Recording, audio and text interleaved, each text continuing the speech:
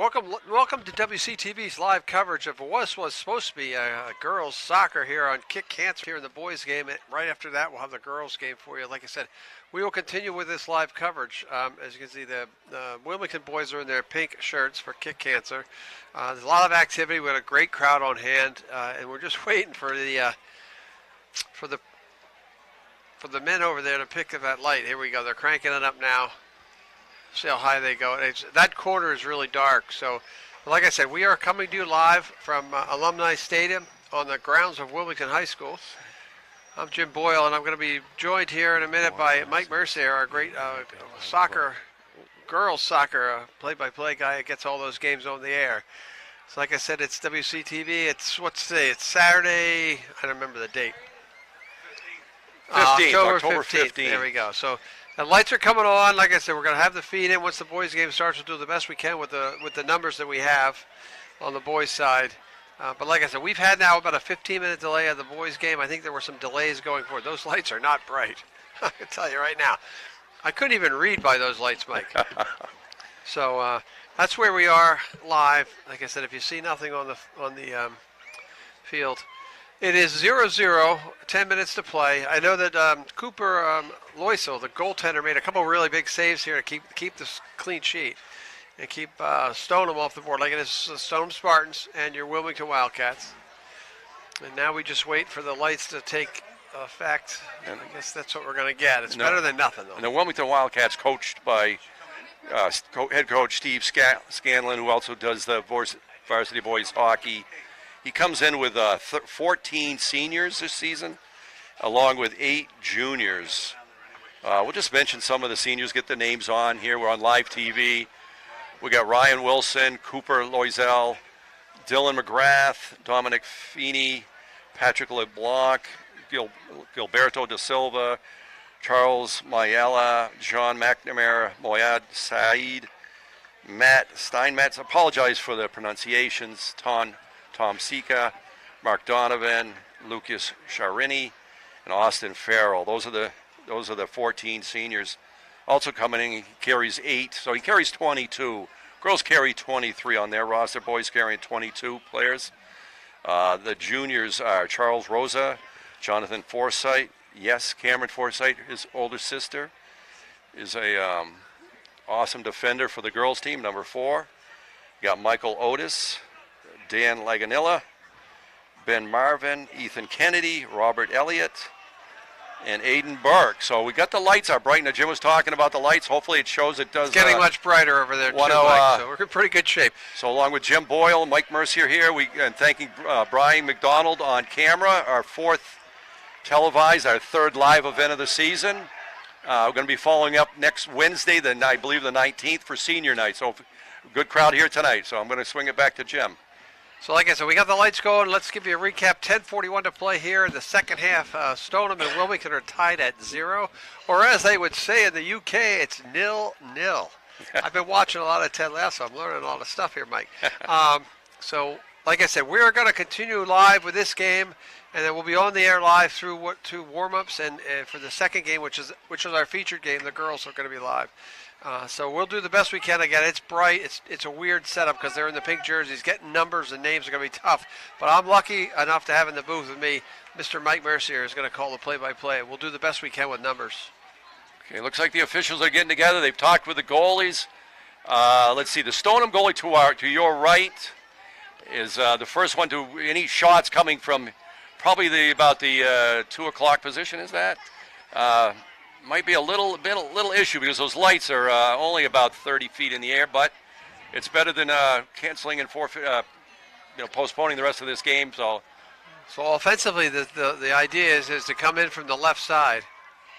He's looking. I don't think the ref is too happy with the height of the lights. And they're both refs are.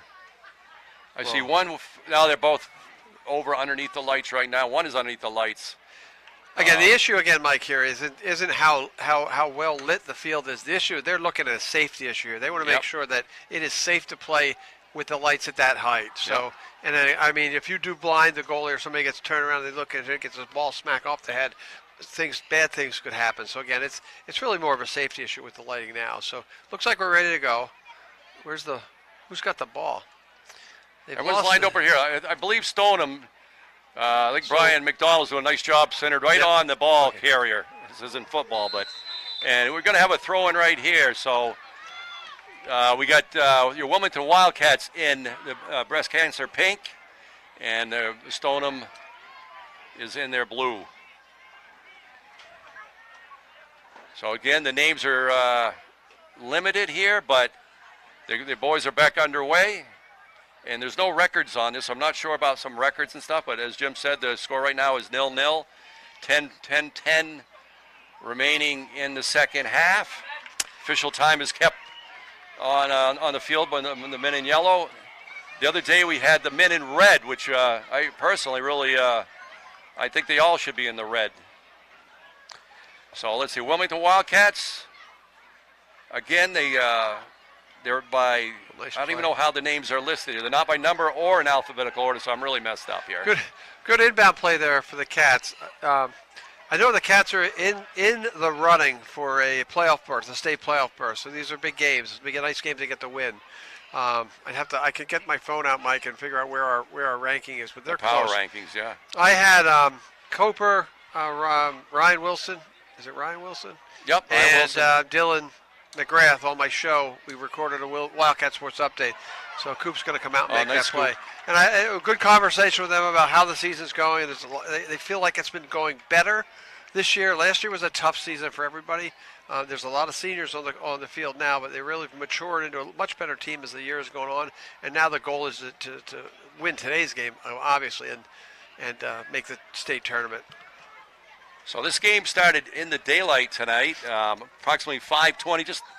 Going to scoop it up. Yep. So on the near side, he's going to give it the, I believe that's a sling punt. No, he drops it and That's sends the it old down. Nice. Australian rules football punt. They call that in the NFL. So here we go. Wilmington trying to move the ball up at midfield.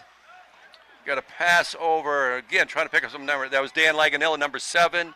Nice. He switches the field over here to number 8, Gilberto de Silva. Nice little pass. Ben Marvin trying to do the crossover. He knows this kid, so he'll give us the numbers. When you see, just tell who the kid is. Yeah. Marvin's got the ball. Okay, so we're working with Nolan Joyce, a junior at the high schools. Come over to help us with names and numbers. Dom. Feeney. Okay. Thank you. 19 Dom Feeney, 12 Ben Marvin. Okay.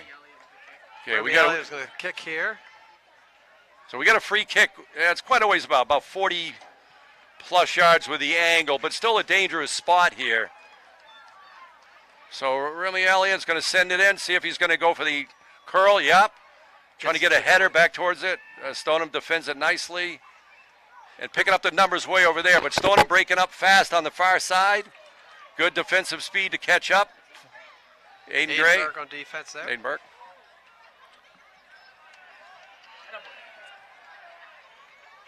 Wilmington sends it up. Stoneham intercepts it, sending it back towards the net. Nice header back. Brian Wilson.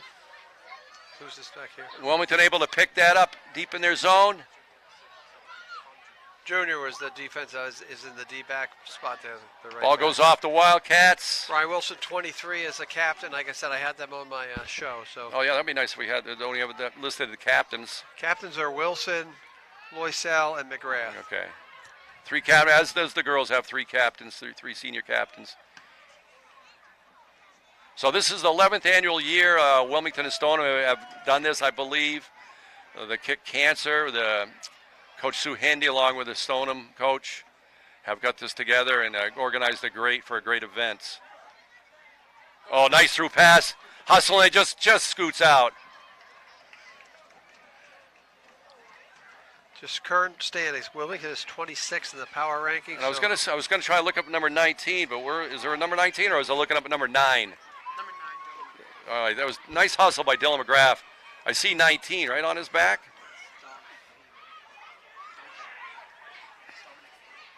Oh, I thought that was a 14. Okay, so good hustle by Dominic Feeney. a senior. So Stoneham takes the goal kick, sends it up about 35 yards. Oh, dangerous play right in there. He handballed that. They're going to call handball. Yep. Handball on the Wildcats. Good aggressiveness offensively to try to put pressure on, but the ball bounced up. This is a sport where you're not allowed to use your hands. And we handballed that one. So Stoneham taking it about 20 yards in front of their keeper. Going to send it up. The short kick gets away. Hopefully it's going out. Nope. Good hustle by Stoneham to get it back. What is Stoneham? Where are the Wildcats of the Stoneham? Spartans, right. Okay. Here we go. Good offensive pressure in the midfield. So a little bonus coverage here tonight of the boys. 15-minute delay. We're in stoppage time now too, Mike, so the clock is going to read 5 minutes. But everything is going to be held on the field by the official. I would imagine there's not going to be much stoppage time. We're going to go about 5 minutes and be done. Excellent pressure. Lucas Charini down there, good pressure to switch it. Number 23 was Ryan Wilson. Ryan Wilson. So apologize for, we're just throwing in this, but getting some bonus coverage of the boys varsity soccer team, coached by Coach Steve Scanlon. It's going to be a tough kick there. Right in there, going to get an opportunity, and I think he's going to get a little push off. He was working some physicality there, but the referee thought there was too much. Dan Laganilla on number 7. Dan Laganilla, 7. Thank you. Lagnelia.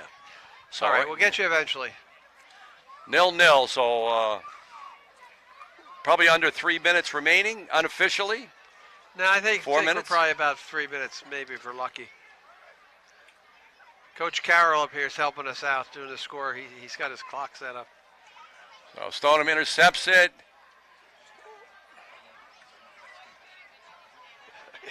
So a lot of time left to get a... scoots behind. Stoneham wins it over in the near corner. Oh, nice defense. Good play. Good play, good play. Was that Laganilla? 7. They call him Junior. That's all I know. Kicks up in the air. That'll be Cooper Loisel will pick that up nice. Gilberto da Silva. Loisel's had a really nice game too in net of the game. I've seen probably about 3/4 of this game, and he's made he made 2 really big saves before we had the lights go out. But Wildcats and Spartans battling for the ball, going in deep. Now, a nice reverse kick by the Stoneham Spartans.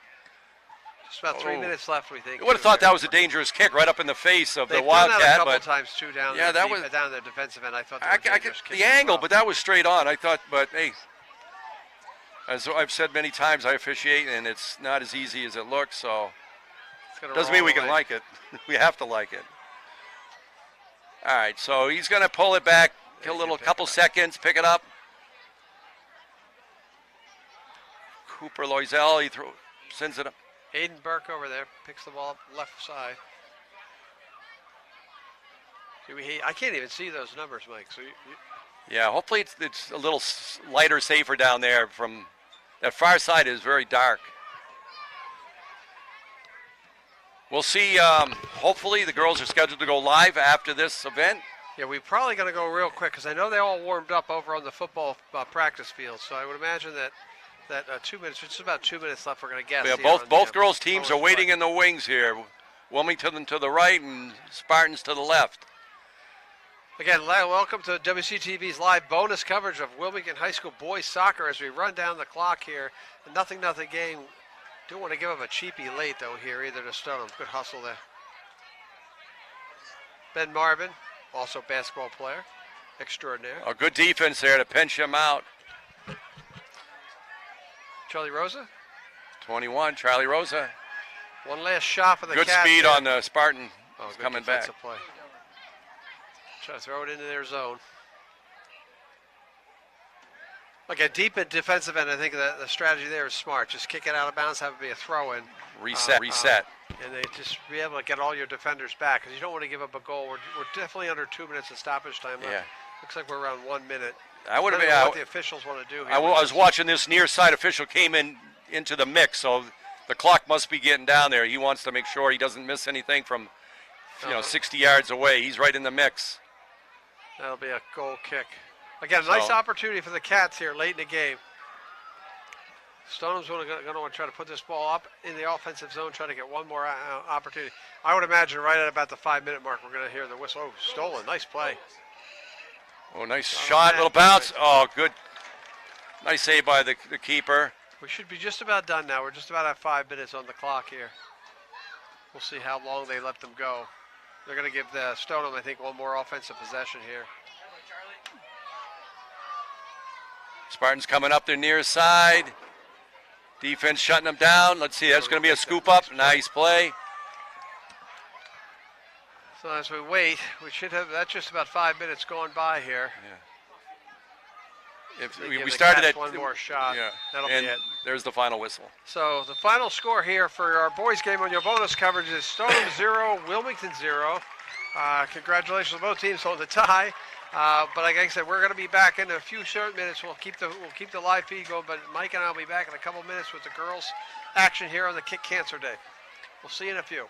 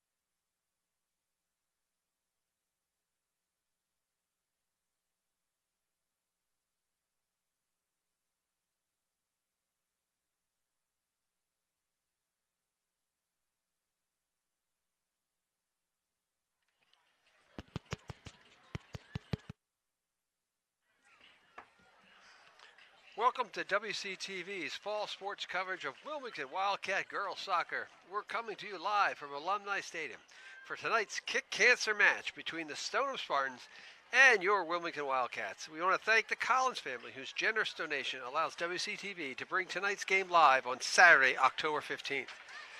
The Cats come into the game 4-5-3, coming off a 2-1 win last Thursday against Wakefield. Stoneham enters the Middlesex Freedom Division matchup at 9-3-1, coming off a win Thursday over Burlington 4-2. This is the second meeting of the fall between the Freedom Division rivals, with Stoneham winning the home match earlier 3-2.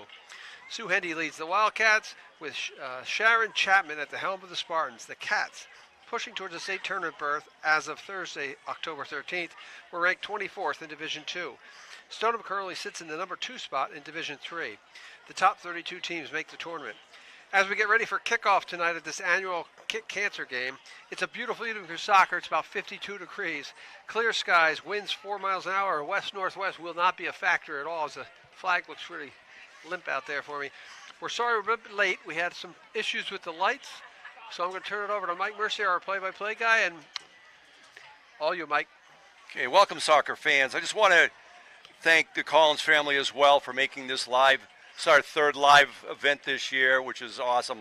Last year we did about 12 games, but they're all rebroadcast. So, and especially tonight on the Kick Cancer Pink Night, great to see. The boys just came up with a 0-0 tie with Stoneham. So I just want to thank the WCTV and Sam Perkins and Will Mateo is out there. Ashley Stevens working hard. We just had a little technical difficulties. Adam Dusenberry's back here for a guest appearance tonight, which really saved the day. Maria Aliberti is out on the field as well. So great coverage tonight. So as Jim said, they came off the 2-1 victory of the night after the previous 4 games, which is a tough schedule, playing Division D1, 3 D1 schools, and only managing 2 goals in those 4 games. Able to come up with a 2 in the drenching, pouring rain Thursday night down in Wakefield Center. Goals by Molly McDonald on an awesome shot early in the first half, I believe, and then her corner kick, which she did 3 or 4 amazing kicks, and one of them produced a goal by Ella Wingate, who was able to get a body or a head on it. It was just a massive crowd in there, because Wakefield had taken the lead in that game as the pouring rain it looked like kind of an ugly game, but the Wildcats persevered through it and was able to bring the record up, as Jim said, to 4-5-3. I have not seen the newest power ranking. They're at 23. They dropped 1 more with nothing changed. So somebody else must have hopped up when they were 3-5-3. So definitely you needed to beat Wakefield. But that being said, it's tough playing anybody in this league. So and their goals, they've actually outscored their opponents 18-7, but with three of their games scoring 10 of their goals. So goals have been at a premium the rest, but when you're playing D1, it's tough. So tonight against Stoneham, the Kick Cancer Night, and we're going to follow up with a live event next Wednesday, October 19th, against Watertown here at Alumni Stadium for senior night, where 8 seniors are going to soon play their last game for the Wildcats. Cameron Forsythe, Jess Collins, Katrina Rixtons, Erica Ramo, Cassidy Smith, Annabella Cook, Ella Wingate, and Colleen Baldy. I'll send it back to Jim for a few more words. Okay, we're getting ready for kickoff here, so we will be back here live at Alumni Stadium right after this for kickoff.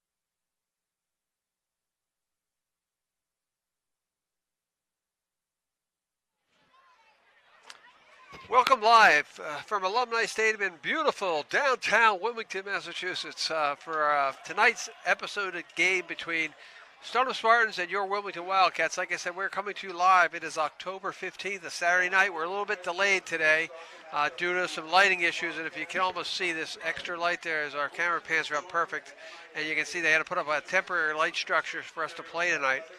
So I guess we're running, about 45 minutes late. We'll end up being running, but it'll be interesting to see what we got going. We're going to listen to the PA announcer. I'm going to turn it over to my play-by-play man, Mike Mercier, and we'll get kickoff underway really shortly. Okay, welcome soccer fans again. We're going to, as Jim said, we're going to be just about underway. Russ Carroll doing the pregame speech. I'm not sure they're going to do the player announcements tonight. With the current lighting issues, they probably just want to get this game going, but we will see. So again, thanks to Brian McDonald, dad of Molly and Kate McDonald. So we are doing the starting lineups. So coming up, we'll follow number 3, Annika Lawson. This is why they pay you the big money, Mike. Kobe O'Brien, I missed the number on that 5. one. 5. Number 6, Jillian Spinelli.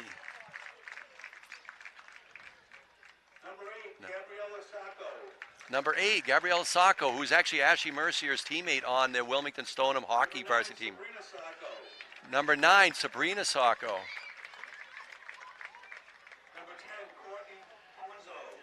Number 10, Sabrina, I'm not going to try the last name on that one. Courtney. I missed it. Number 11, another Sabrina. Sabrina Garanto. Garento. Thank you, Jim. Jim, Looks go like ahead. 14, Carly Pisapino. Apologize for... Number Avery 17, Avery Safrine. If you're from Stoneham, we do apologize. We did not get a roster before the game. Number 18, Grace Haggerty. Grace Haggerty, number 18. And number 7, Sarah Jordan. There we go. Sarah Jordan, number, what is it, 7? And the goalie. And, Here's your starting lineups for the Wildcats. oh, they're a little behind there. And here we go, your Wilmington Wildcats. 24, Colleen Baldy. Number 24, senior Colleen Baldy. Number 5, Jess Number 5, Jess Collins. Collins, senior. Number 4, Number 4, Cameron Forsythe. senior Cameron Forsythe, defender. And those are our 3 captains, right, Mike? Cassidy Smith. Another senior, Cassidy Smith.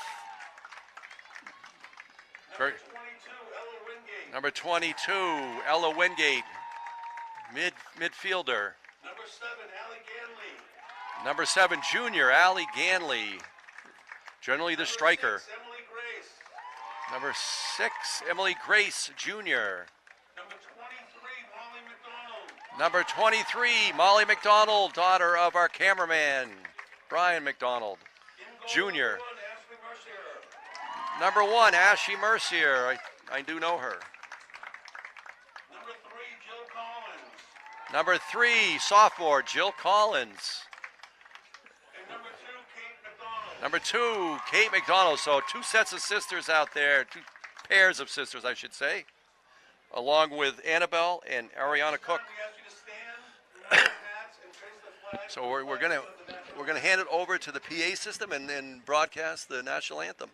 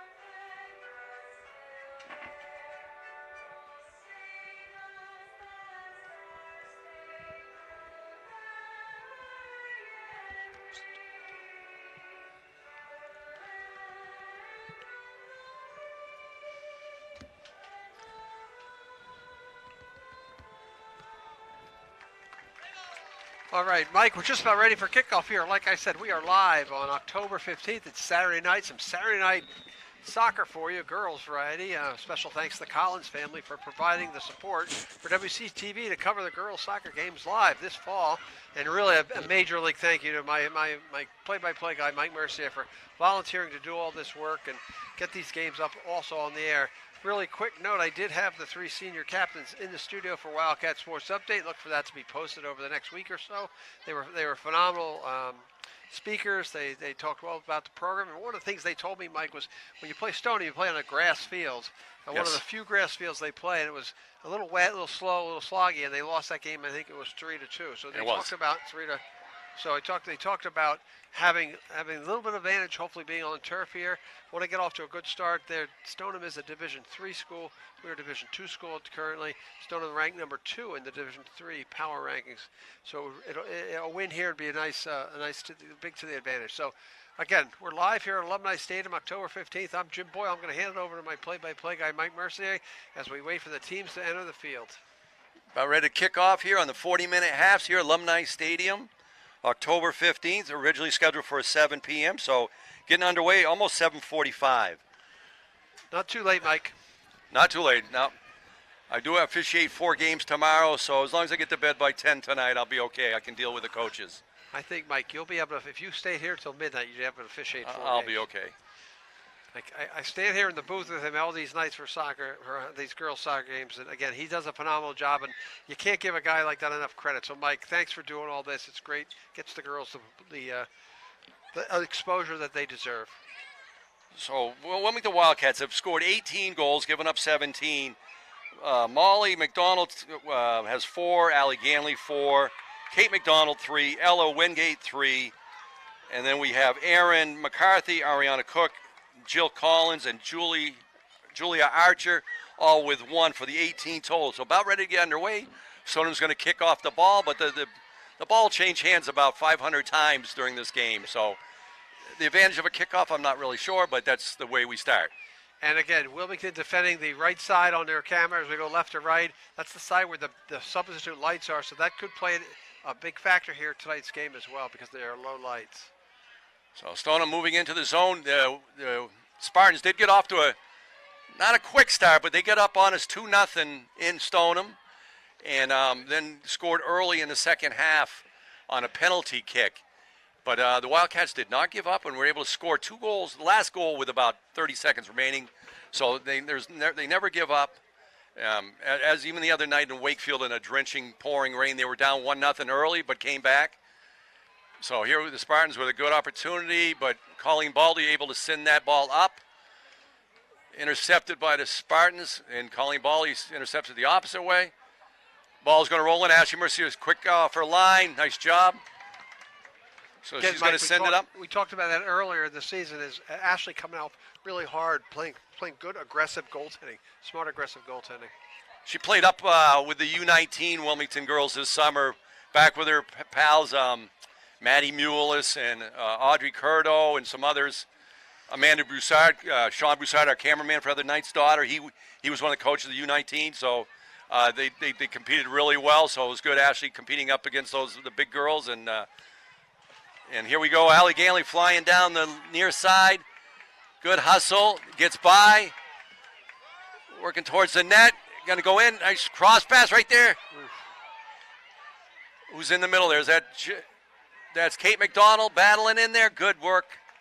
But unfortunately, the Wildcats, I'm picking up 3 pinks and about 7 blues. So the Stoneham Spartans had numbers back. But again, good offensive charge. You get the ball down in your offensive zone. You want to make everyone work.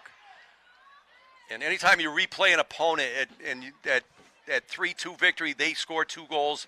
I know it kind of gets in your head a little bit that this first goal in any game is huge. So we'll see if the Wildcats can get that first goal in at the 37:45. And just starting, 2:50. What do we got? Yeah. Oh, that's good math by you because I haven't. No. I messed up my math, Jim. I think it's 2.5 minutes in. Yeah, we're almost 2.5 minutes in, so we're getting warmed up as well. But the players have been warming up for about 3 hours here.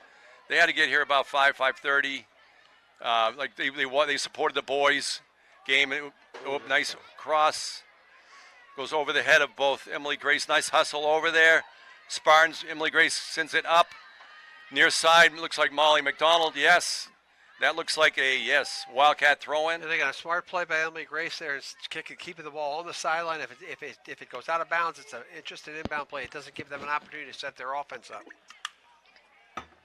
She's been a big factor in the defense this year for sure. Just so that you know, we don't need you to adjust your sets. We are in the pink for the Kick Cancer Night tonight. Like we said earlier, this has been a long-time event with Stoneham. An awesome crowd tonight. Best crowd the girls have had this season.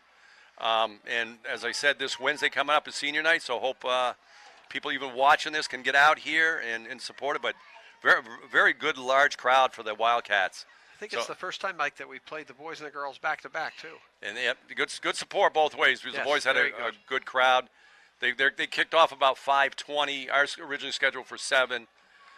And but luckily the light guys came in with the tower and a scoop over to Ash.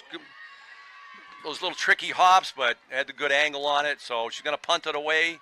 Usually you're going to be about 30 yards. Going to go up to about the 40-yard line. Let's see, right on the money, pretty much. Pretty much all soccer girls punted about 30, 40 yards. And if you can see those numbers over, I kind of know our players now. So looks like Ella battling up there, and it's just a free kick delivered. Yeah. That was an easy call. See if we can gain a little bit. Yep, that's about right with the foul. He's moving her back, but okay. So Colleen Baldy, number 24 senior captain, going to take the kick. Going to send it in. Nice kick. Got a good bounce on it. Over, and hopefully it goes out. And it's going to roll out, and it's going to be a corner kick. No, he's not going to call that a corner kick. I think he called that a goal kick. He did. Yep. I think he I want to see the replay of that. We'll have to look at that replay. Little fight. They must have assumed that went off of the Wilmington player. Of course, they would. They have to assume that. Actually, it's not a goal kick. Yeah, it looks like an infraction. Thank you, cameraman Brian McDonald. It was. They didn't line it up on the 6-yard line, so they called us for a little infraction or something, a little minor. But play. Well, here we got Jill sending it cross court, now cross field, over to Cameron Forsythe. Sends it up. Like Kate McDonald's way over there. Good defensive play. Good play by Cassidy Smith, I think 17, on that long kick. She got her body right there, kept it in front of her, and Wilmington had at least an opportunity to try to move forward. So, like I said, good crowd. Even Stoneham probably has 40 people in the audience. So, care to judge, Jim, on the crowd here? There's a bunch up in the corner. I think we have about 35, 40,000.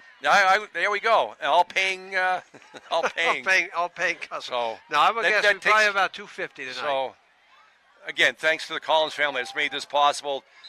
When I started filming last year, in beginning, I was doing the camera. Jim was announcing. I had visions of getting these games live, and then Sam Perkins was talking. Just hey, go find a donor. And the Collins family stepped up. We were at the preseason soccer party. That's a strong word. It was an outing, and we passed out some of Sam's cards. And all of a sudden, just Chris Collins came up to me. He goes, "Mike, where do I send the money?" So we appreciate that much, Chris and Kristen. So Stoneham, a nice header back to gain control of it. Ashley Mercer is going to short hop it. Oh no! Nice play. Good back. That was a tough Baldy play. It was in between distance. Colleen Baldy saves the day. So Ashley owes her a dinner on that one. But you know who's going to pay for that, Mike, right? Yes, Ashley is. No, but good team defense there. Tough location, and Colleen saw that and didn't give up on it. Not only blocked out the Stoneham player, but is able to send that out with no harm. So we can forget about that one. Molly McDonald working hard as usual. A little crossover, and there was nobody around her, but that was impressive to me. I would have fallen there by the Stoneham player. Looks like a Stoneham Spartan throw-in. Okay, because of the late start, I think both teams feeling each other out in reality early on. Couple limited opportunities for the Cats, and not really many difficult chances for Ashley as well. She had that little one bad bounce, but everything else has been that was solid defense on both sides. Yeah, it didn't carry. Maybe she was carry. She usually judges those pretty well, so it just was an in between. And as I said, good team defense on that to not give up and have that first one, pop in at the 7.5 minute mark. So we're just about 32 minutes remaining in the first half. Live here from Alumni Stadium. I want to stand corrected. I called Will Matavo. It's actually Will Matavu out there on the sidelines, along with Maria Aliberti. Played by Baldy. So the ball's down here in close. Let's get it out here. We can talk a little bit more out here. So still 8 minutes in. We're still with the original starting lineups. I don't believe either team has brought in any new substitutions yet. So that's going to be a goal kick. So here's a chance. Cats last minute or so struggling to get to clear their own defensive zone. So it's important. Again, as Stoneham putting a lot of early pressure on, goal kick here will help because at least try to change the way the field is tilt. The tilt of the field would be really important for the Cats. Yeah, we need to definitely, that's a good word, tilt the field the other way. It's a lot of games, it seems, for whatever reason, tilts the first 10, 20 minutes. And then we kind of get our, bearings or whatever you want to call it. But let's just keep it going. Tilt the other way. Allie Ganley trying to battle it up. Gets taken away. And let's hope that goes out. Ashley Mercer going to go out and grab it. Thank you. He's going to punt it up. As a goalie guy, why grab it instead of let it roll through? What's the logic of that? Because goal kicks are scary. It's on the 6-yard line. Until you get to the Premier League, is your La Liga or the Italian or PSG. That makes sense. These guys are kicking it 70 yards in the air. Handball. All these girls are kicking at about 25, 30 yards. And when you start in the 6-yard box, here she gets to go out to the 18-yard box and punt at 30. You're near midfield, so you lose possession out there. That's one thing, but you bring it in 20 yards. Yeah. I like it. So that answers the question. Very good. And then, I don't think it slows down the other team at all because these girls know it, but if you just keep doing it, nice header there. It might just take a half step off them because they know the goalie's going to come out and grab the ball. So if you can eliminate just a half, because a lot of goals are scored with just that. One of the Belmont goals the other morning was scored. Ashley made a diving save, and the Belmont player came in and had a half-second jump on our defense and was able to punch it in. So we just got to keep alert and tilt that field. I like that, Jim. Jill Collins there from her midfield position with two really nice defensive plays. Let's hope this. Oh no, that ball slowed down. Be a corner kick. You're going to call it a corner, and it did look like it went off Emily Grace. It doesn't matter what I think. So first set piece of the night. It is 29-15 remaining in the first. So let's see us Stoneham. They're doing the run-in attack. So all the girls up around the top of the 18, just inside. So number 17 going to go low. Let's get it out. Let's get it out. Nothing. And we're going to go with a goal kick. So we can reset. We got about 5 seconds to catch the breath, and we'll go over to Jim. Good opportunity there, Mike, for Stoneham. Is there a ball in the field over here? Yeah, yep. Behind us. Sorry, I noticed the weirdest things. But a great opportunity on the set piece. Stoneham really ran that play well. Girls have to make sure they have a mark, know who's coming and going, and try to, like I said, try to keep the area of the goal area clear and clean for the goaltender, and a little bit lax there for us. So again, they're gonna have to sharpen that up. They're gonna run that play. Wilmington has got to understand what they're gonna run. So Stoneham gets the throw in here. And we were just talking about what's the advantages, and we just had a goal kick.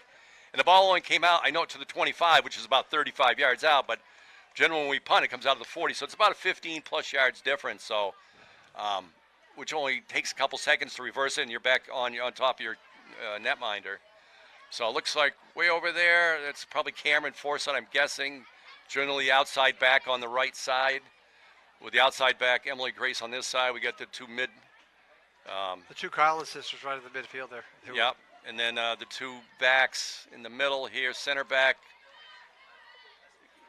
Cassidy Smith and Colleen Baldy. So again, the Cats have a little bit of trouble controlling the ball. Yep. Controlling, especially in the midfield. You don't want to turn it over. Stoneham, again, doing a really good job in mounting pressure here. That's going to go behind. Ashley Mercy's going to come over and scoop that up. And just by the fact there, if you viewed number, I don't know, she turned her back on me now, right here in blue Stoneham, number 18, 17, 12, 13, whatever this Looks is. like a 12. So she was running in hard, but as soon as she saw Ashley going for it, she backed off. I know she was 20 yards away, but that might, just that extra second might help you sometime later in the game. So I like when the goalie takes that away. There's freshman Kate McDonald, younger sister of Molly McDonald, our cameraman Brian McDonald. Thank you very much. Colleen Baldy just scoots by her, but I'm not too worried usually with Colleen Baldy. Sends it up and out to reset. Kylie Baldy, who was on my show, told me she is a skier. Yes, my daughter has said that. Yeah, she's shown me pictures on the really a top level skier in the wintertime. On the slopes. Again, also a top level defender for the Cats as well. Once again, the Cats just can't seem to tilt the field at all. Stoneham's back line, very formidable. So I'm not sure I missed it. Oh, here we go, but Stoneham has this covered. Jim was telling me earlier that I believe you interviewed the 3 captains. That's correct. I had Cam Forsythe, Jess Collins, and Colleen Baldy on my show. Hopefully be out there within the next week or so. I did 7 Wildcat Sports updates this week, so we got a lot of them to go out. Almost all the fall sports. Oh, Colleen Baldy heading back. There you go. Good reset. And she just didn't cook. She kicked it like horizontally or perpendicular to the field itself, so you didn't give up an extra 10 yards. So even though Stoneham's trying to walk it down, but good play there by Colleen Baldy. That's one thing our defenders really do well is if they're in trouble or if they see an instance, they will kick out of bounds, slow the game down, make them throw the ball in instead of having a free kick or a corner kick. So again, all right, there's Cameron Forsythe buzzing along there. That position last year was Caitlin McGuire, was just a phenomenal outside back for the Wildcats. I'm not sure how she's doing. I know she's playing college soccer. She was one of the best defenders, offensive defenders I've seen in 10, 12 years I've been watching Wildcat soccer. So we have a sub coming in. So it looks like Erin McCarthy, because I can tell by the shoes. And 22 is Wingate. Ella Wingate. Ella Wingate is out or in? Ella's out. And then Erin McCarthy in. Correct. Again, a lot of play here. Again, with our camera, a lot of the play is down towards that big bright light that you see out there on the far right side, which is the replacement light for the lights that went out, causing us our delay. Cats are going to really have to try to focus on changing the momentum of this game. All right, so Emily Grace steps it up. Nice pass over to Molly McDonald. Under pressure, but she's going to win the throw-in. What? Well, I guess that went off of Molly. I guess on the rebound. Or she stepped out of bounds. Very impressive throw in there. That was a handball they missed. Molly McDonald able to shut that down, regain it. Nice play. Good speed. Nice ball. We blast through. The Stoneham goalie was able to send that back up, but Emily Grace able to send it back over towards, I believe that's Jess. Is that Jess over there, number 5? Jess, all the 5. Good play by Jess. Working it towards the net. Chip it up. Going to bounce in. Watch the rebound. Oh, I thought she was going to go for the catch, so you got to put that in the memory. It's going to roll out of bounds. That should be, yes, good play. Yeah, interesting play there by their goaltender. Come in, punch that out, not grab it. Yeah, that works for me, but not as if I was, but how they're taught or whatever. Maybe she thought she was too close to the decision that she made, though. Yeah, I mean, it ended up working out. Good team defense again. You make the save, and then I doubt she'll probably scoop this one up. Seems like the play right now is to try to keep it because we're having trouble penetrating past their back line, the back 4. Yep.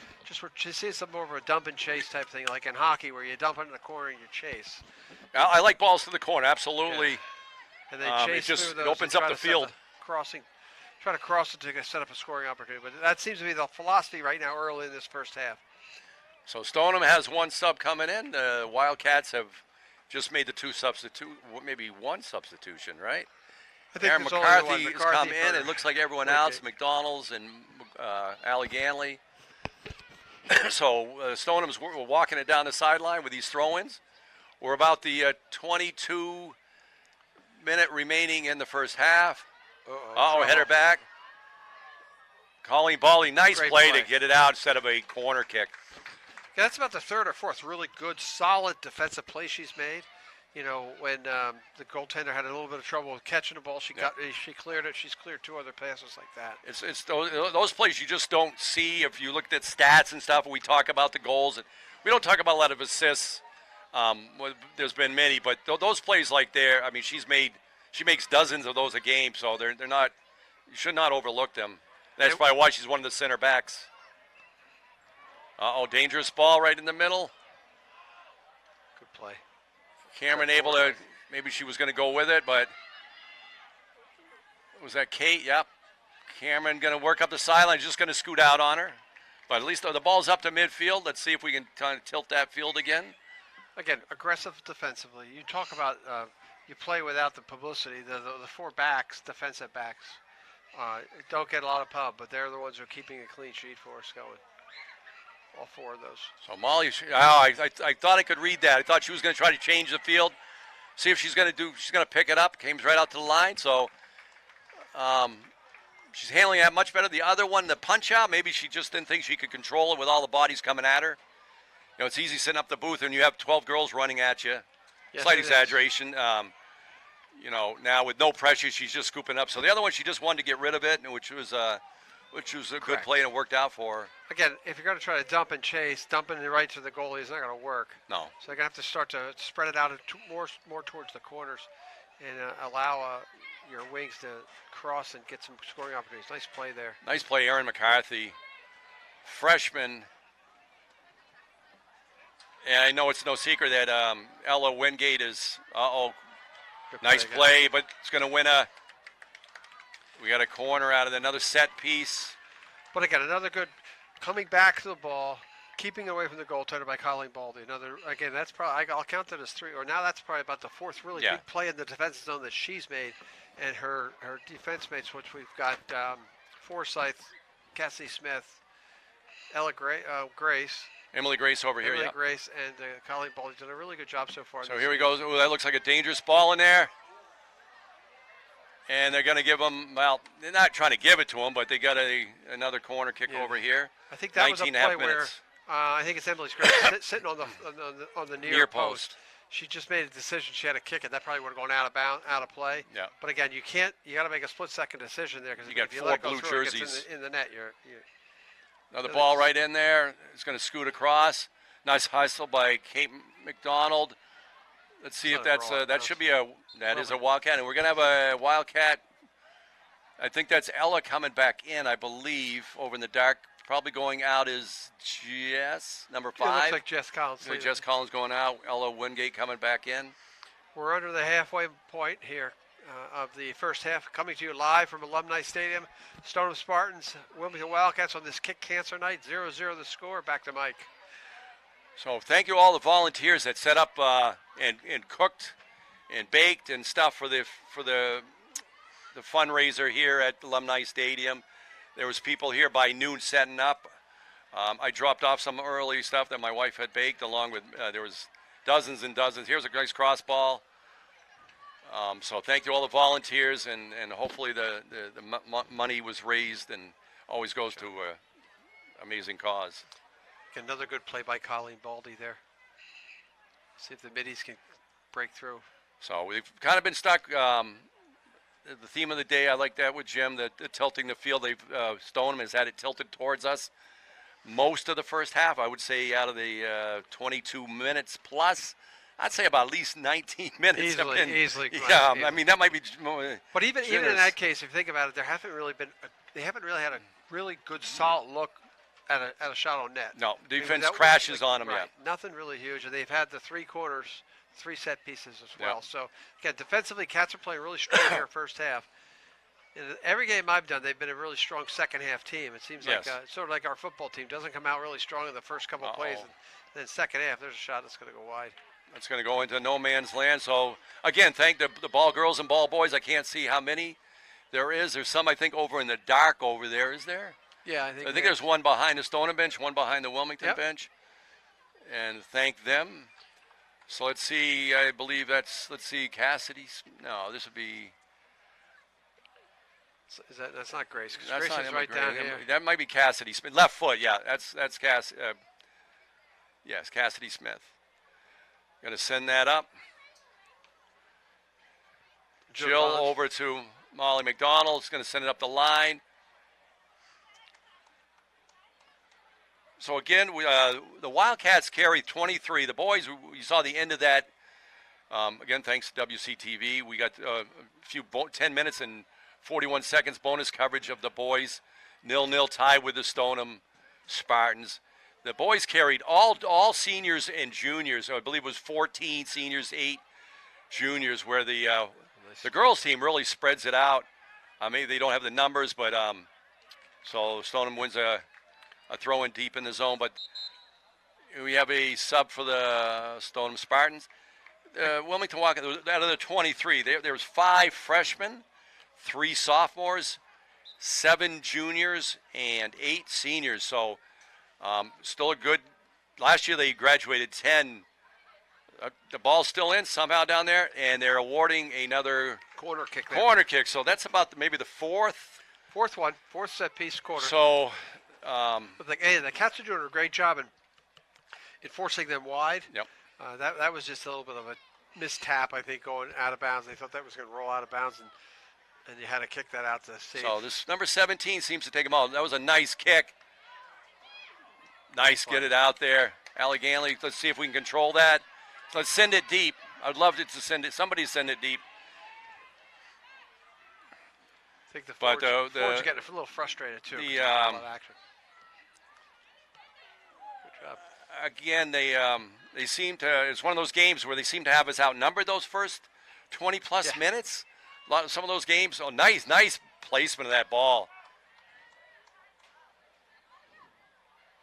Nice work by that should be a Wildcat throw. So Emily on Grace. that entry, the Stoneham again did exactly what Wilmington's going to have to try to do is more to the corner to get everybody set up to get the crossing pass to score.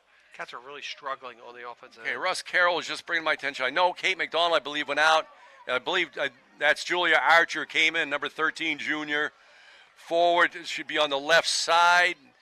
I believe Allie Ganley stays in the middle. Ashley Mercer's going to scoop it up. One of those in-between bounces. But again, that's play. the kind of shot you want to have to take right there. You know, Yep. I know that's off the turf. You never know how it's going to spin either. But it's a shot where she can see it all the way. They're going to take those shots all the way. Oh, no, they just. And play. I guess they Allie Ganley running into her, but Julia Archer running down. Again, we've talked about it a few times. Julia Archer's foot skills are second to none, I believe, on this whole team. So hopefully get her in there in tight spaces, maybe find somebody to pass to and get an opportunity. She is on the board. She has 1 goal of the season out of the 18, so it's good to have. The Wildcats have 8 different goal scorers. And go ahead, Jim. Just on that play, opportunity for the Cats to get something set up in offense and just a strange play to head that ball out of bounds. So again, let's see. He's pointing. Oh, he's going to point it up from your left to the right. Stoneham in their blue away jerseys, and well, I don't know because we're in pink, so we're in the special uniforms tonight. Correct. And as my good friend Merrill Reese, who used to call the Philadelphia Eagle games on the radio, he goes, the Eagles are going left or right on your radio dial. On your radio dial. We were going left or right on your TV set. I'd like to throw that in every once in a while. Yeah, I like that. Along with the snowball one we had a few games ago. One of them, our first one. That was a good one. Let's see. Was Stoneham able to win that? Julia Archer battling over there. Aaron McCarthy, I believe, with those shoes. There's Jill Collins. Tight spaces. Allie Ganley battling. A lot of work right now. It just seems like the back four and the middies for Stoneham are all over all over our offensive players. They're not giving them any space. So it might be a spacing issue for our offense, or it's just suffocating defense for the. Yeah, we were talking about during the boys' game. I think before we went live. We'll come back to that. Colleen Baldy over there. Oh, good move by the Stoneham player to bring it in, but luckily she was shut down by Cameron and Colleen. Ashley able to come out and scoop it and maintain control, which is huge. So we were talking about how now you can't see it, but about 30 seconds ago, every player on both teams was inside this near hash mark, was on the far side of it. So there was no so you're eliminating maybe 35 yards of the field width-wise. Yeah, plus I said we talked about that. I also noticed it's almost like we're playing within the football field too. So and that too. End line to end line, or out of bounds line to out of bounds line. Correct. And we're losing about 5-8 yards each side, so 15-20 yards of actual playing space. It's just, I think it's just because you're playing on the way you're playing on the line of the field. Molly McDonald flying down the left side, the near side, kind of getting dragged along. Wilmington ball. Good work. Molly McDonald, one of the fastest players on our team. Substitute coming in. It looks like Jess Collins. Jess Collins come back in for Allie Ganley, I believe, yes. So they're going to maybe readjust the position. Ella will probably go to the striker, and Julia Archer stays on the right. Collins to Collins. Oh, no call? We got drilled. That was I have to watch a replay on that as well because I was leaning out. I missed. I just saw her going down. Again, Stoneham being very physical as well on defense. That's the one thing we've noticed over the course of the season. Wilmington has some really good athletic players. Some of these teams using their physicality to slow the athleticism down of the Cats. Nice play. Oh, it's going to go out of bounds. Colleen Baldy does use her physicality. I like the other night in Wakefield, that rainy night. When watching the game on the ground is so much. I think almost more impressive when you're right close to that. You see the physicality of it, the speed of the game. It's much faster. The ball's going to roll down. I believe the keeper can just pick this up. It wasn't kicked back to her. So it's when I officiate even U19s and under down all the way down, it's amazing that pros play on the same size hockey, the same space. It's just crazy to me that they have 10 players plus the 2 goalies, and then you have 4 officials. It's when I do maybe even elite U14 Bantam level, the rink is so small, they cover so much ice so quick. I can't even imagine the pro game right on the ice. I mean, I've seen games in person, but I've never sat like 2 rows up. I'm usually kind of a little far back. Well, the other thing really is, as we play here in the midfield, is you're playing on the football field. So you have all the markings of the football field, football, soccer, lacrosse, and field hockey. So there's markings everywhere. So when you're on the pitch over in England, saw a game in Southampton. Yeah. It's just the pitch and a few lines. That's it. And then they have I think they cut the grass in 6-yard territory, 6-yard increments, so you know where the 6-yard line and the 18-yard marker would be for the goaltender, and that's boxed off, but you at least can see it. Here you're playing on the football field, so you just, not that they're hesitant or not used to it, but you never know where you are in the field if you look down real quick. So I think that's a key point about what our kids, boys and girls, are going through when they play here on the varsity field. So a lot of back and forth action here. Just about probably. Out of the 22 players out there, 20 players on the field, not counting the keepers, about 17 players just touched that ball. That's going to scoot off Emily Grace deep in. Just nearing the, let's see, about 32 minutes in. We're 8:10 remaining in the first half. Nice throw in. That was Pennsylvania math if I ever saw it. Julia Archer coming back. And we go back. Let's see if we can get some space and we can talk with a little more freedom. The ball's going to scoot out. So as we were talking about the Premier League, I was watching Brentford against, I forget if it was Everton on Saturday. And if you ever watch a Premier League game, you got to watch Brentford at home with the crowd. It's not a huge stadium. I'd say 35,000 maybe. They sing "Hey Jude," and the volume must reach whatever you believe, it reaches way up there. It's like it is so impressive. It's like And- going to college football. To me, we were like this summer. I was Southampton, Man U at Southampton. Yeah. And they do when the Saints come marching in because they're the Yes, Southampton yes, Saints. I love that too. And it's just we sat in it's probably the loudest fan section you can sit in. You're right. We got to get our fans down here below us now to start doing some kind of Wilmington chants if we can. So Conley ball, you got to take this kind of quick, Nice shot. but you're going to scoot it, and it scoots wide. I wouldn't mind something to the corner, maybe a little more control, but, I mean, they're doing set plays, and we got a sub coming in, Russ Carroll on the awareness. Let's see, Jill Collins going out, probably number 20 coming in, I believe. Allie McGilligot, thank you, Brian McDonald. Another spot. It does help to get all these names in here because you can scoot on here, and you might get left in the literal dark over there. Right. The ball doesn't go your way for about 5 minutes. Yeah. So Allie McGilligot, who assisted early on the Julia Archer goal way back in the season. I'd have to pull up the against Melrose way back. Allie McGilligot on an awesome pass, and you can review that game where Julia Archer buried it. It stayed on the ground. She wasn't didn't have to overstrike it. Just was in control of it the whole time. Good aggressive play there by Jess Collins to control the ball. Sends it up to Karen Forsythe, but trying to keep it in. Julia Archer just goes off. So 6 minutes remaining in the first half here. Really a beautiful night for soccer. Alumni Stadium, the fourth game of the day. So what's that called? A quadfecta? I would say quadruple. Quadruple? No, what is quadfecta. it? It's the It's quintella. quadfecta. Nah, Brian McDonald, any guesses? Quadfecta? He's concentrating on zooming This is and like watching the ball. they're going to make a show out of us, like two quad- old men calling quadfectas. Quadfecta. So Stoneham coming No down. trouble. Well, that was a good ball.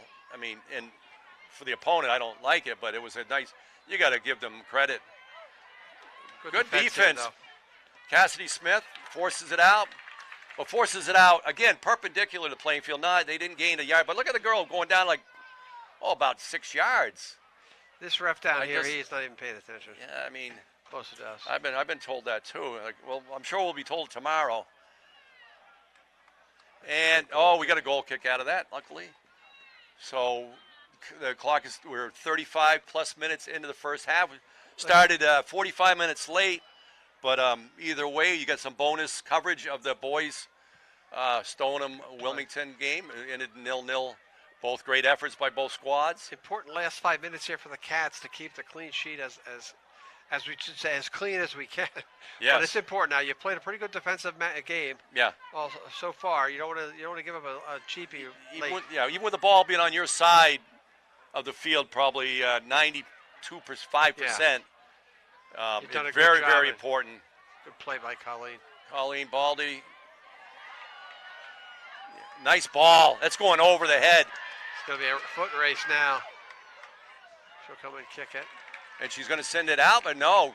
Well, awesome play by the Stoneham netminder to Cats with send it good. up, and good work by the Stoneham defender to collect that. Cats with a little trouble with controlling the ball, with controlling their passes. They've kicked the ball out of bounds. Like, here we go again. Now it's going to stay in. Nice Kicked play, the Julia ball out Archer. of bounds a couple times. Deep shots. They're trying to get offense going. Julia Archer over there trying to dribble out of a closet. She had like a girl draped on her, but nice play. Ashley Mercer coming out there. 3:40 remaining in the first half. So hopefully this last 3 or so minutes going to tilt the field and get some pressure down there.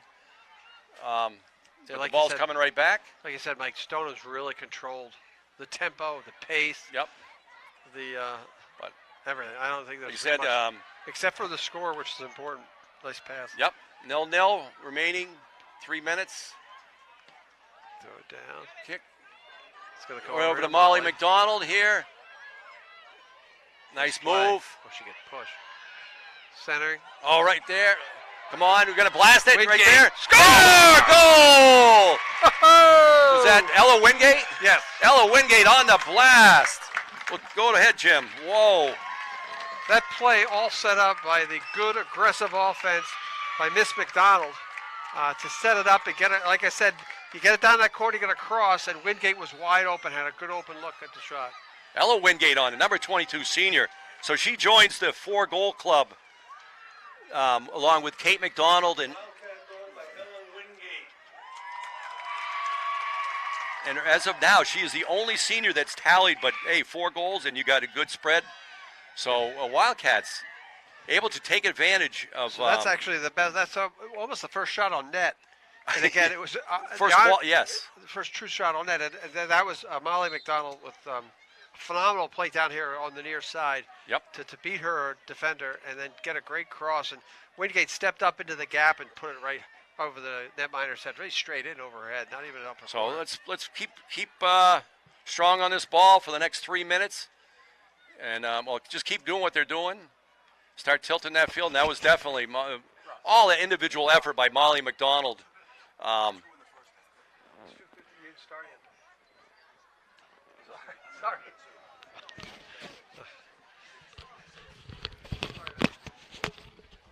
So Stoneham goes down 1-0 on great individual effort, and then Ella Wingate blasted that in.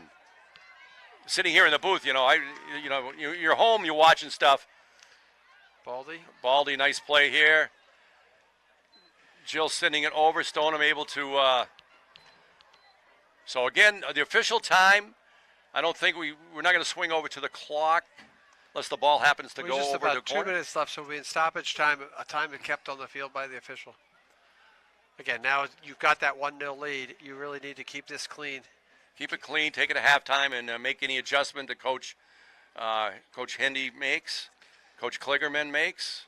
The adjustment really is what they just did there here in the last 5 minutes. Tried to drive the ball down the wing and center it into an open gap. And that kick was from about 12 yards out. She kicked that.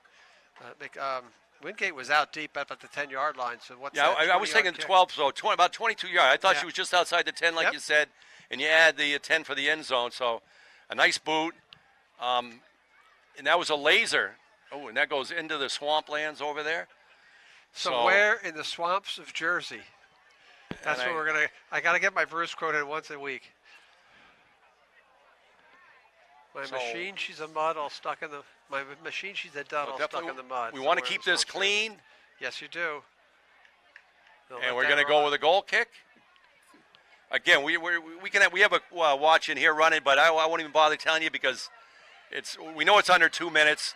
The referee was just looking at his wrist for the watch, but how much time is left? But we just want to keep this clean. I would imagine we're under 1 minute here too. So Molly McDonald's coming. Again, nice ball. Like to see that in.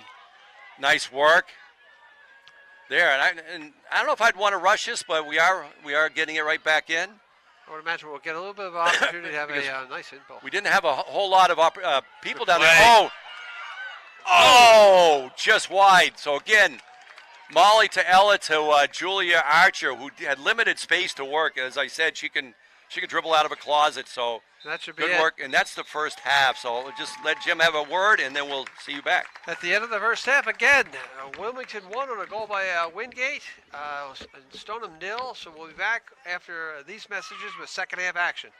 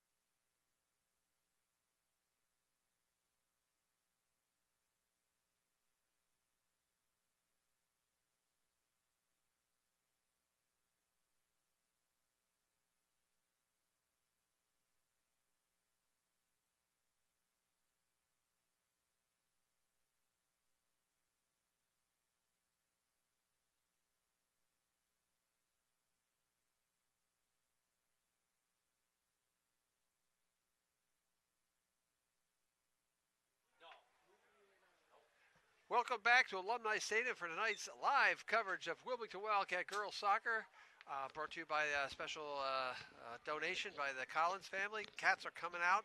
Start the second half with a 1-0 lead on a tremendous goal by Ella Wingate, assisted by Kate McDonald. Not Kate McDonald, sorry, Molly McDonald. Sorry, Kate. Molly got that one assist. Sorry, Dad, down there. I'm going to turn it over. We've got 40 minutes to play. This is a big win. The Cats with a win here will be huge, especially with regards to the power rankings. So as we get ready to go second half action, I'm going to turn it over to Mike McDonald for your play-by-play. All right, thank you, Jim. And the volume, we're doing a systems check. We're all good on the volume. All right, I didn't see the button. Thank you, Brian McDonald. About ready to get underway here. Both teams are doing their huddle. We got Will Matavo out there. Matavu, excuse me. I have some bad news about Will, though. He's a Tewksbury alum. Okay. Oh, that one hurts. Will, Tewksbury guy. Played football against us. Great kid, though. Unbelievable kid. Does a great job. You know, pleasant, nice to be around, good personality, except for he went to Tewksbury High. So again, thanks to WCTV and the Collins family to make this happen live. Sam Perkins, Frank Messer was unable to be here tonight. Will Matavu, Ashley Stevens, Maria Aliberti, and special guest star Adam Dusenberry, along with Russ Carroll up here in the booth. Bringing the old gang back. The gang back. So it takes, we got about 8 people working on this event for you tonight. So Wildcats kick off. The 40-minute second half is underway. The game was delayed about 45 minutes as the boys' game was delayed. Oh, almost a nice ball through. I'd expect to see Stoneham come out aggressive offensively, try to cut that lead. So we got Cameron Forsythe and taken down hard. Maybe it was just a follow through, but she got whipped around. And Stoneham able to win that, but Cameron Forsythe in there battling. Sends it over. So I think we have the original Stein. We got McDonald and Ganley and McDonald. Then we got the Collins and Ella goal scorer.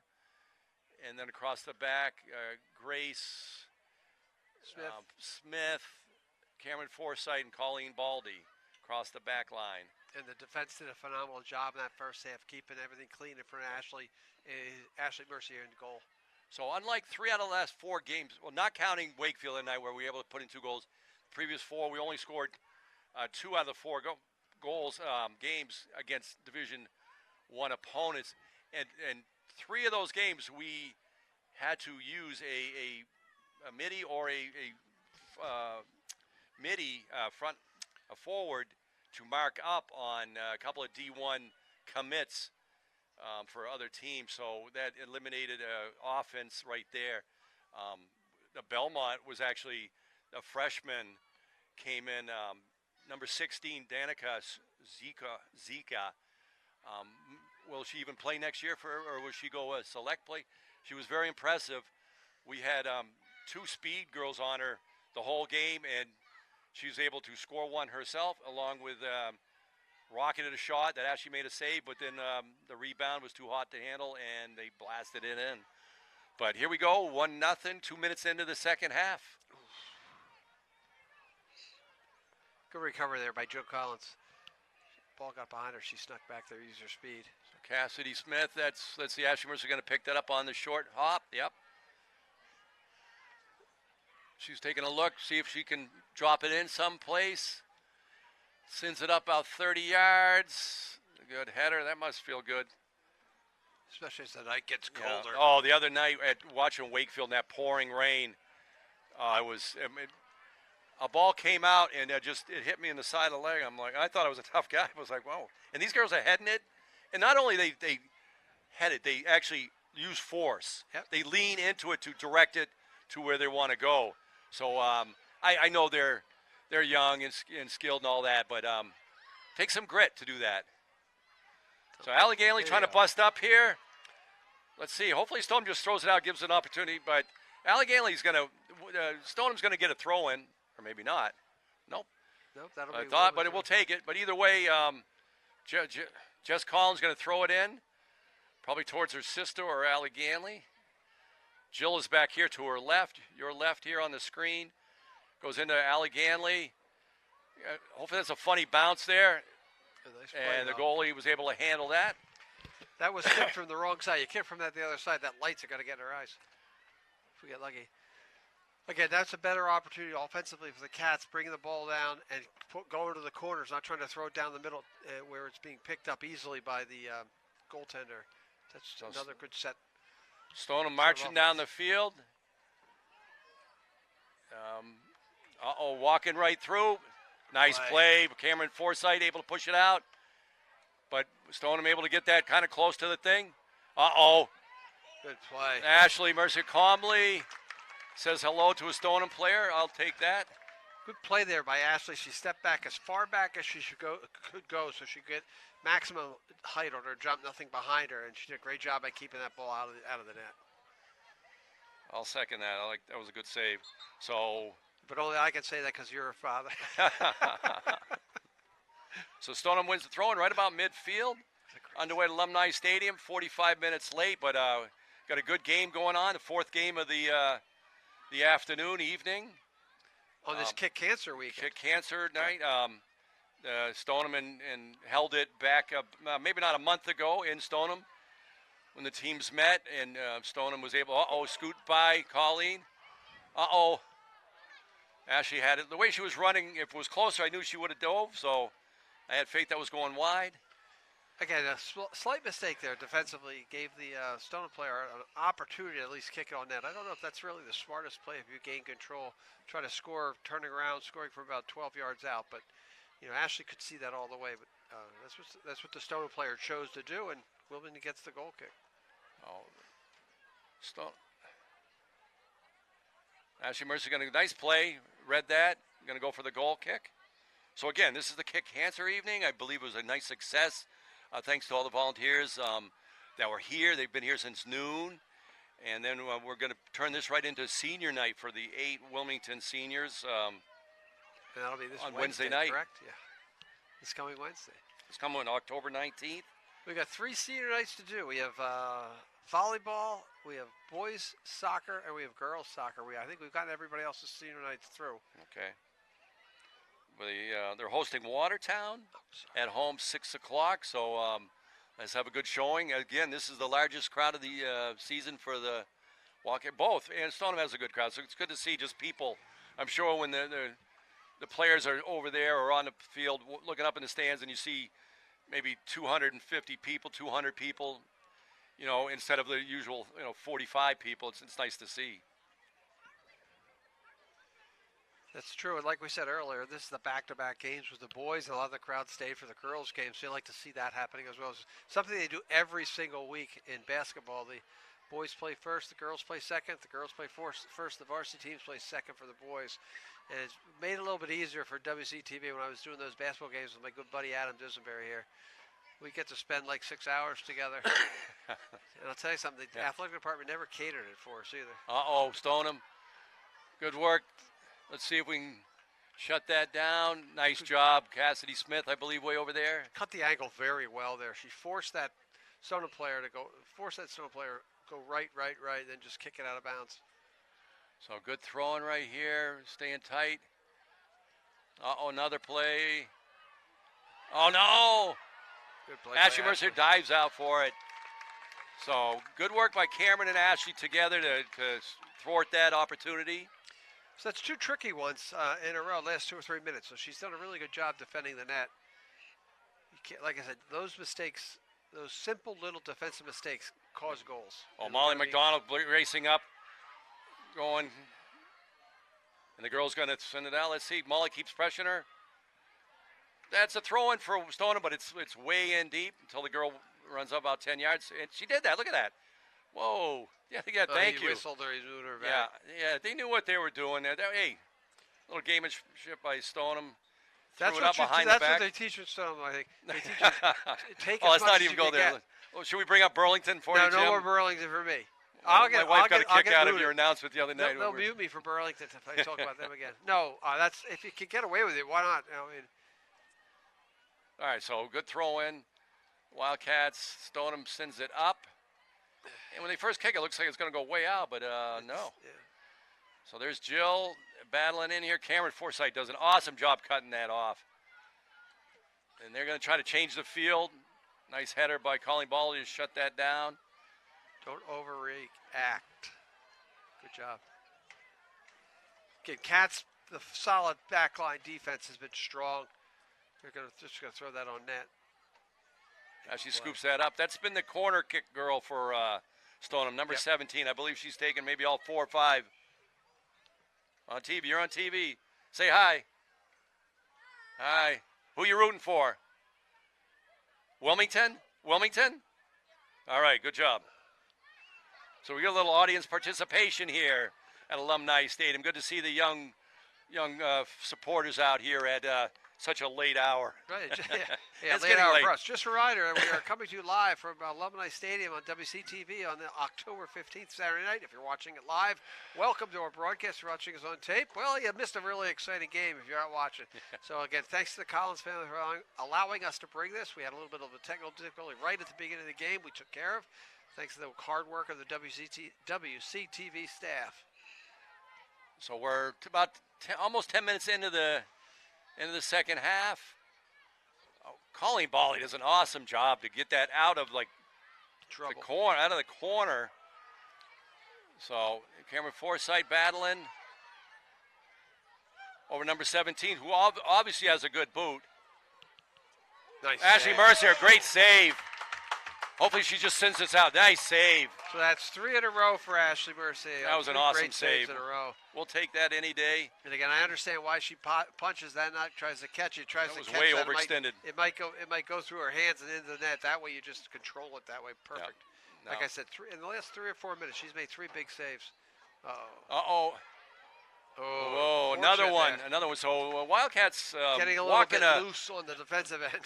walking the tightrope right here. Where we're 29:30 remaining in regulation, unofficially speaking. As they would call it, a couple unforced turnovers. So no harm done. So Cassidy Smith's going to take this. So that kind of skirts out to the Stoneham. Nice Whoa, play. that had some pace on it too. So Wildcats holding on to this, and that's the word, holding on to this 1-0 lead. And hopefully we'll get stronger as the game. We got Jess Collins trying to dribble through. Oh, down goes But Collins. no, she just, good defense here. Uh-oh. And another, anything within the 20-yard line, you're under 30 yards. All these girls can blast it. Like Ella Wingate, her shot from, uh-oh. Nice header by Colleen Baldy. Going to send it out. Let's see Kate McDonald rushing back. Stoneham decides to let it go out with a shield play. Colleen Baldy, Jess Collins. Still going to be kept inside the midfield on the Wilmington side of your Wildcat. Yeah, as we go under 28 minutes to play, you're going to have to be a little more aggressive on offense here. You don't want to have to keep sitting back because one small little mistake leads to a 1-1 tie. So you want to keep trying to put pressure on the Stoneham defense. Again, this is like almost a replay of the first half where that first 15, 20 minutes was all in the Stoneham end. Oh, good ball deep in. Good hustle. So just a throw in way over there. Yeah, she tried to cross that. And so we're, like Jim said, we're 12 minutes into the second half. I don't believe we've got a couple extra spotters here with Brian and Russ. I don't believe we've had a substitution on either side, although we got Aaron McCarthy walking up to midfield now, who will probably go in for Allie Ganley. So a wild kick by number 17. She has definitely been a strong force for them, taking 4 or 5 corner kicks. Colleen Baldy coming over here. And it's going to bounce out. There's the difference between playing on grass and playing on turf. You kick that ball up in the air, the bounce on the turf is going to be much bigger and higher, where it's bouncing on the grass. Grass almost deadens that big bounce. Ashley Mercer going to be able to punch that out. Because that was kicked back to her, correct, Coach? Scoop that up. Or hit back. It was headed Headed back back. from. But it was from Stoneham. Even if it was headed back from Wilmington, she can handle it. It's just when it's kicked back, the goaltender cannot play their own players' ball. So Stoneham definitely and another Putting dangerous. pressure on. Ashley able to punch that out. I like that. Just kick it away and live to see another day. When you think she's in the middle of a 12-foot net, so she's got to get to their 12 feet. I mean, she's almost as tall as I am now and much more athletic. So to get there, but to be able to handle it, that was a nice play. And right to the middle. Goal. Oh, and a header. Ashley Mercer gets a hand on it, but was that number 17? I could not tell what number that was, Mike. But again, the pressure offensively by Stoneham at that point for the last 14 minutes, the first 14 minutes of the half, it was bound to one little mistake, and they got the ball right in the right spot. I believe that was number 17. We can probably get an official word after, but again, that was, as Jim just said, that was kind of a domino waiting to fall there, and just actually was able to get a hand on it, but just quite just a little out of reach. So Wildcats got to get back, tilting the field to our right, hopefully. The correct way. So it's, again, like we've noted, it's been all Stoneham here in the second half. They've come out of the break, said we got to get that goal, we got to put that first goal in, tie it up at 1-1. And Cats really now need to try to force some offense, try to make their goalie work. Their goalie really hasn't had to do too much. The shot that beat her. She had no chance. Oh, here we go again. Going to walk. Number 17 hovering around there. I'm about 90% sure she's the one that headed it in. Oof. So Colleen Baldy, nice play.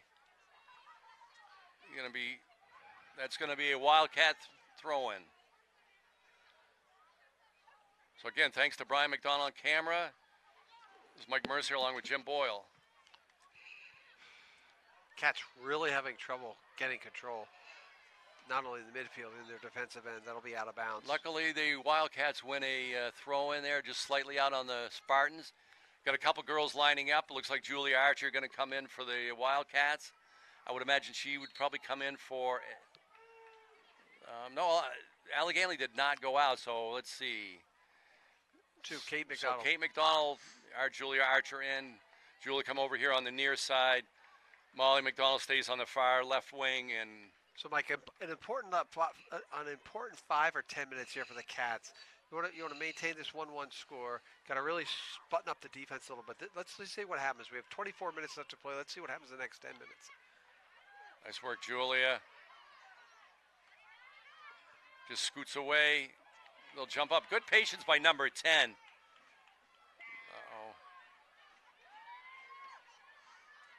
Taking it wide. Good pressure by Emily Grace. And they're going to give that throw in to Blue.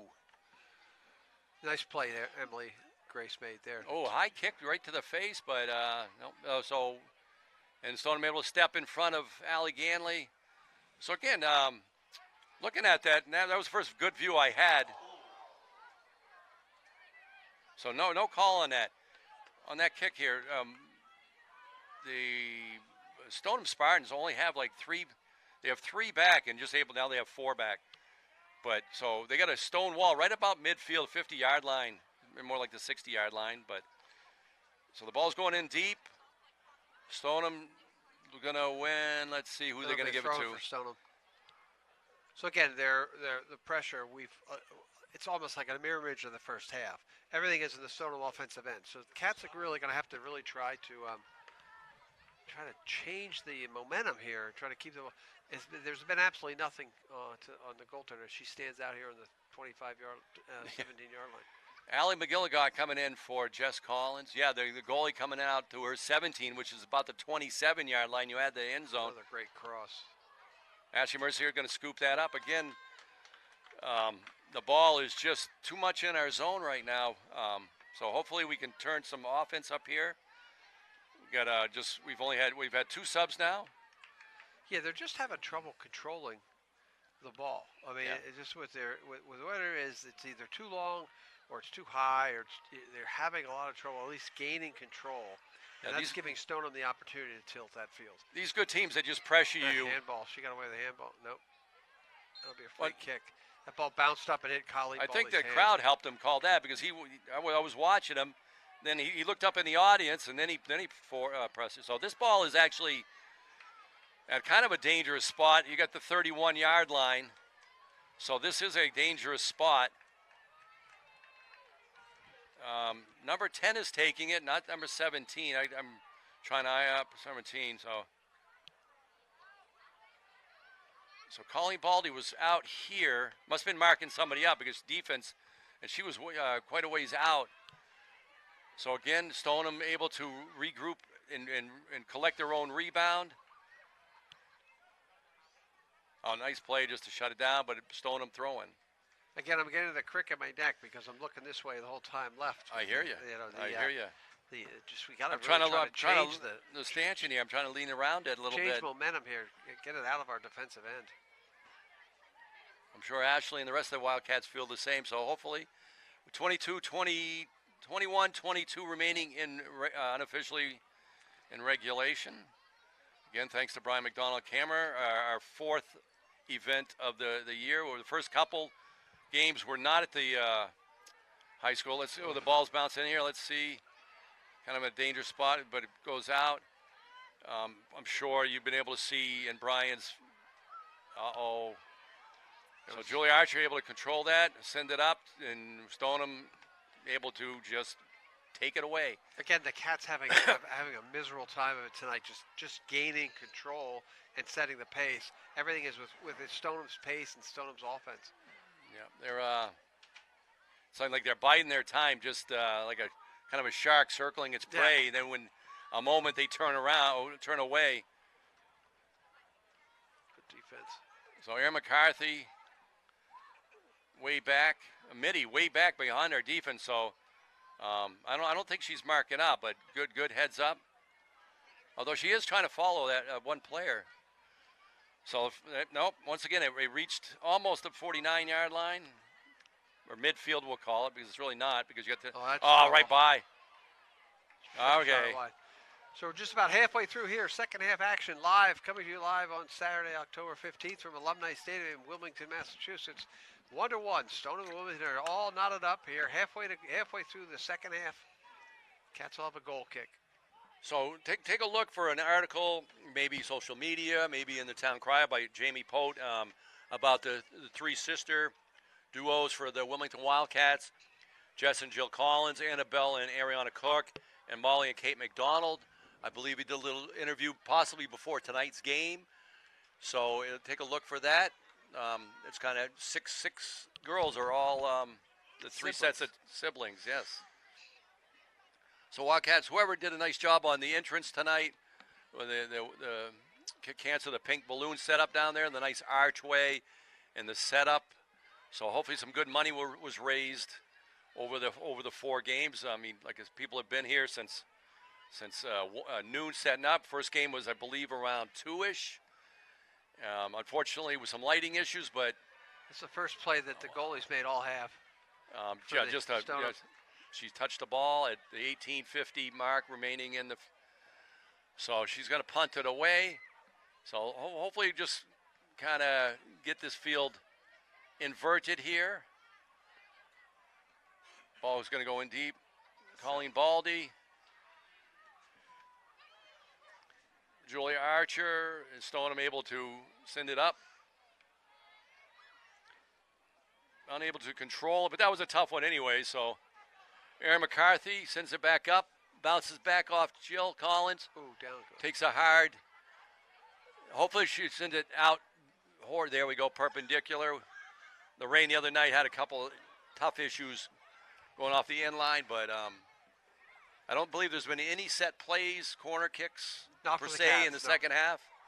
And the Cats, I don't want to jinx it, so. Have we had one yet the whole game? I don't think we have. If we did, we had one. No, I think Brian McDonald, right? And basically his daughter Molly does an awesome job. So she is pretty much, I don't know about the designated corner kicker, but that's indicative, Michael, of all the play is down in the defensive end for the Cats, though, too. That'll be a goal kick. So hopefully this is just a goal kick, not a corner kick. So again, here on Kick Cancer Night, October 15th, at about 7:45 kickoff. We followed up The Cats will have practices Monday and Tuesday, followed by the big senior night. So Russ Carroll noting a sub coming in. It looks like Collins, Jess coming back in. Going out was that Kate? Not positive on that. More than likely it was because I think Molly's still over there. So header back up the field, but they're number 17. Their designated corner kicker. Colleen Baldy able to keep pushing it out. Good work. Stoneham able to just kind of work around everybody there. Still, Cats just having a lot of trouble in their own end. And that's going to be off, and it's luckily we'll take a Wilmington throw-in. So 16:26 remaining in regulation regular. Referees just pointing something out. Be underway here. Again, I want to thank WCTV, Chris, and the Collins family for making this possible with a generous donation. And Sam Perkins tonight, Adam Dusenberry, Maria Aliberti, Will Matavu, Ashley Stevens, I think back in the booth, and Frank Messer, who's done a bunch. He was unavailable tonight. Get you this coverage, WCTV's coverage of Wilmington girls varsity soccer. That's a break there for the Cats. Again, we haven't seen much action on the other side of the 50. Half of the Stoneham defensive end has been like the grass is just growing. I can see it. If this was natural grass, there would be no bent grass down there. This would be all dirt down here on our end. Got to try to change the momentum here. Got just about 15 minutes left to play here in the game. Still a 1-1 tie. It's nothing negative about tying 1-1. But again, strength of schedule with Stoneham, even though they're ranked number 2, they are still the D3 school, not a D2 school. So this is an important 15 minutes to play really tough, try to get that. Yeah.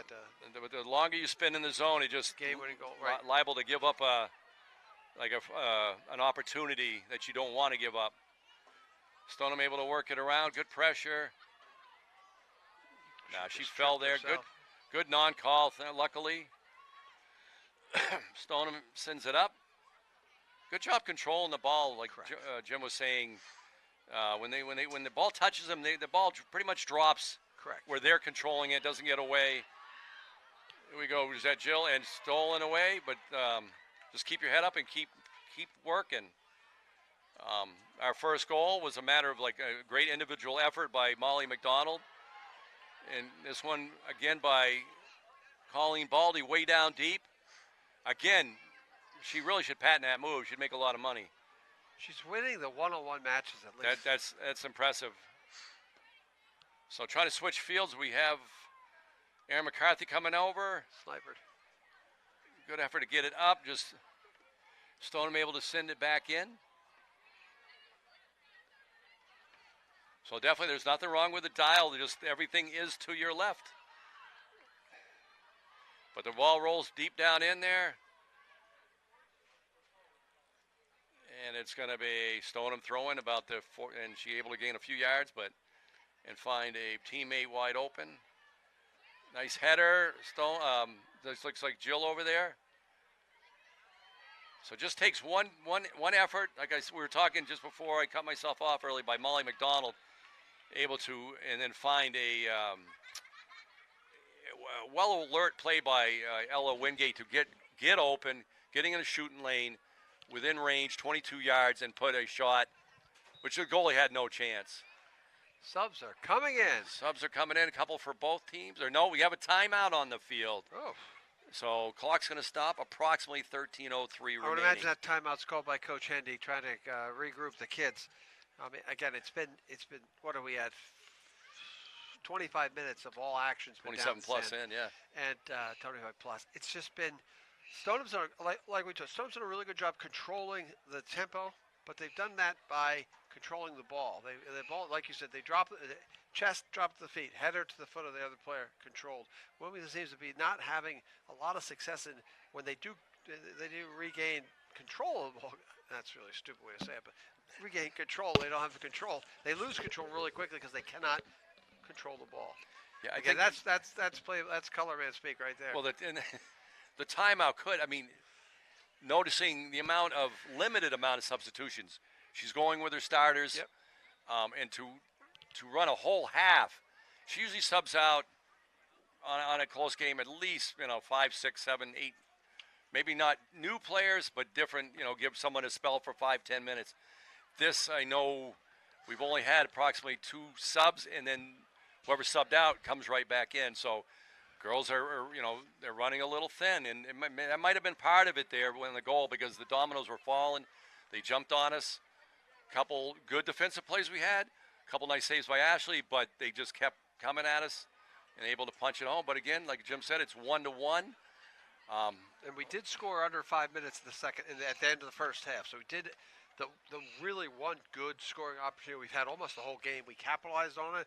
So that doesn't mean that means that's going to be there if they can get that. I'd like to try to get Molly McDonald the ball on the far left side if we can. Yeah. Use her speed to generate some kind of offensive pressure. Yeah, I mean, really, I'd like to get her over here under the lights a little better so we could showcase it. But she has probably the best left-footed kick.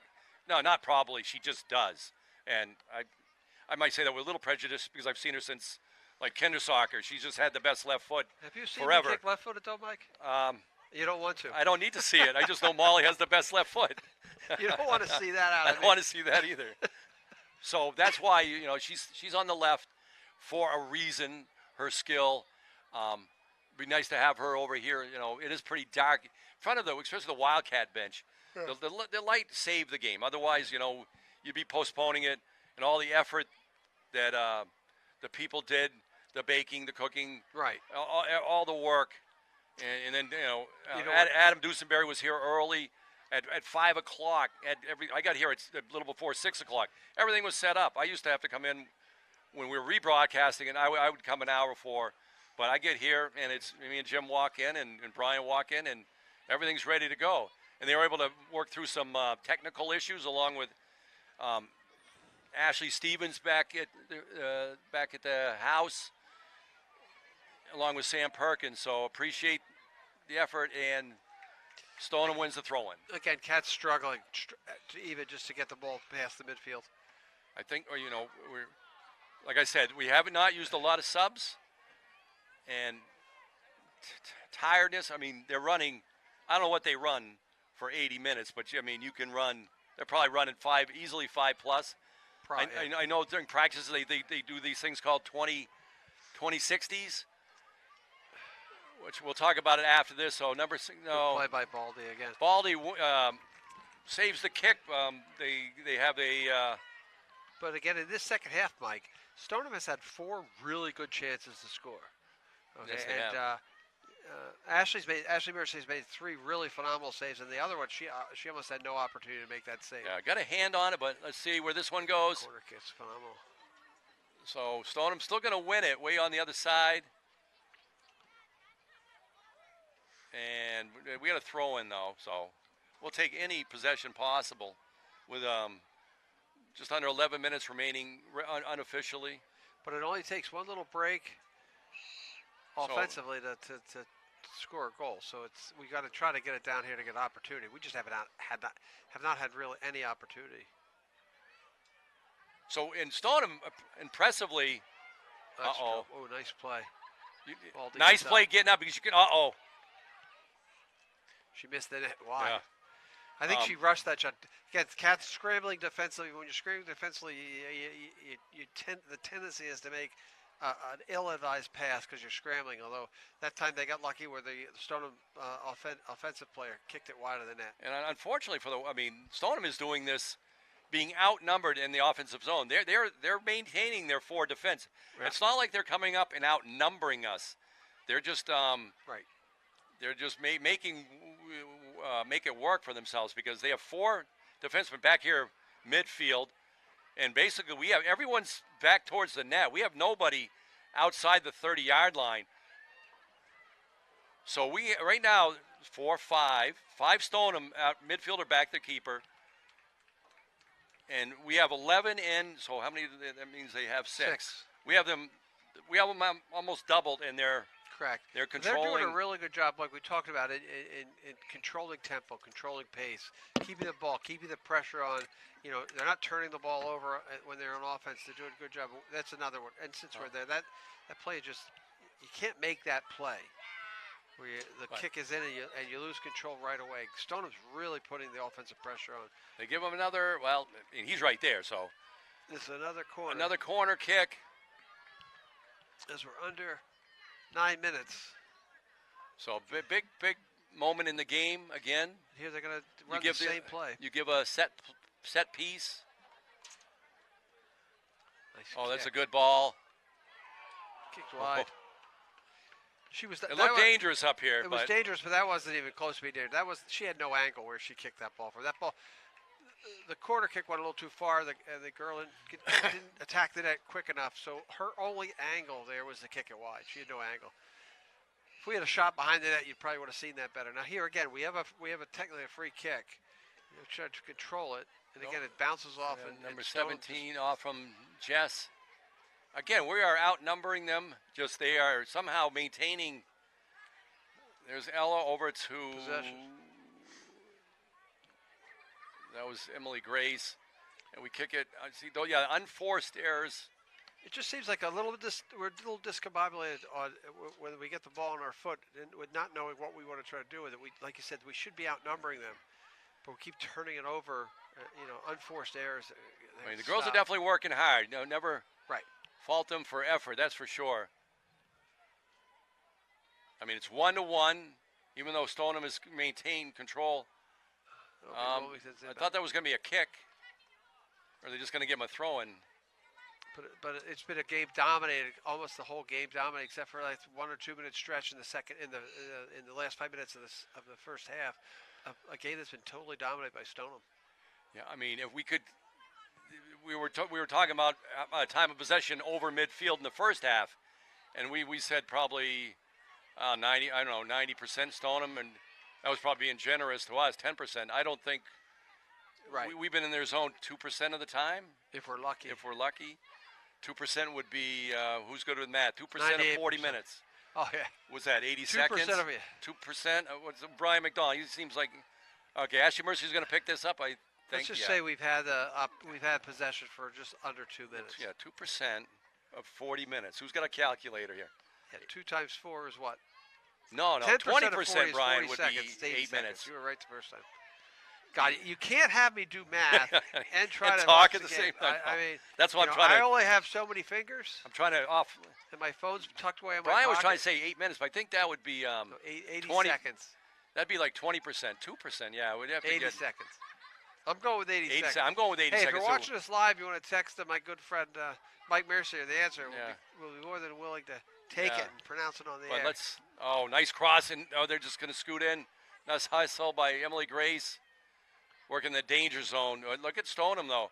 Again, we have them outnumbered, but they were able to get to the ball. Oh, nice defense there though. You take it away. Nice ball up. I believe that's Molly McDonald. Yep. Able to send it up the line again, and hopefully she sends that. No, that looked like it was going way out, but no. They're playing the full field over there, Jim. Like here, I don't think the ball's gone past this white line much, the edge of the football dimensions. But it only takes one opportunity, so that's what you got to count. So we're getting down to stoppage time. We're about 20 seconds from the time being handed over to the officials on the field. It is a 1-1 tie here live from Wilmington High School. Stoneham Spartans versus the Wilmington Wildcats. Goal scorer for Ella Wigate, goal scorer for the Cats. Put them up 1-0. So we got some subs going to be coming in here. I don't know if they're going to allow them right now. Not right now, I guess. Or did they come in, Russ? No, they did not. They didn't come in yet? So maybe, Sue, we're under the 5 minutes. I don't know if we have an unofficial thing, but yeah, my good the clock is ticking. Adam Gisberry's got something running on the board here for us just in case, okay. As you can see. Again, now it's just a matter of, again, last 5 minutes. A goal here by Stoneham would just kill you on this kick cancer night. Yeah, nice, Cameron nice Forsythe. throw in there. Uh-oh. Ashley Mercy, that was I think making the me angle nervous. we have up here looked a little worse. It was than curving on her, like arcing. She had that all the way. The other night in the pouring rain, she had a couple nice saves in that driving rain. Defense played well after that early goal. It was a great defensive second half, and we were able to score those goals. Good Molly and offensive Ellen. possession there by Joe Collins. At least push it forward. Probably about a minute in here to stoppage time. 1-1 your score. So, ball goes out. So we're going to get some subs here. Looks like Allie Ganley, I believe, coming in. Probably Ella Wingate going out. Can't thank our volunteers enough here tonight. We've got Brian McDonald on camera. We've got Mike Mercier on play-by-play. These guys are soccer fathers who've really stepped up the last 2 years to make sure their daughters' games get on WCTV. And if you're a father of another sport or even a mother, any other sport, you want to volunteer, get the camera. We'll teach you how to use the camera, teach you how to do the play-by-play, and you can get your kids on WCTV. Awesome play again. I mean, Jim was counting, but we lost count in the first half of how many nice defensive plays Colleen Baldy made just by herself. The defense overall has played strong. It just Stoneham is just controlling the ball, but again, it's a 1-1 game. Right. So if you watch the whole game, you wouldn't know if you didn't look at the scoreboard that it was 1-1. Ashley Mercy able to come out. Just about 2 minutes gone by here, I think, in this stoppage time. We'll watch the referees. That means there's 3 minutes to play, or 3+ minutes. Again, no mistakes now. If you do go home with the 1-1 tie, you're happy, especially the way that Stoneham has played the whole game. I would like to have them send this down, the small nice touches. play. Well, actually, I'd like them to score, but Jill throws at the Molly McDonald racing down there, and I don't mind that at all. No, now you got to play. Now we actually get running offensive play. I'd like to get some numbers down here, see if Molly can throw it to get some numbers. Not too many because we need the defensive effort, but Julia Archer in there. I don't know if somehow I missed her going in. Probably in the dark here, but you got to be careful here, though. Yeah. Good effort by Colleen Baldy coming back. The ball so that's going to go out. Of bounds. It'll be inbounds by the Cats.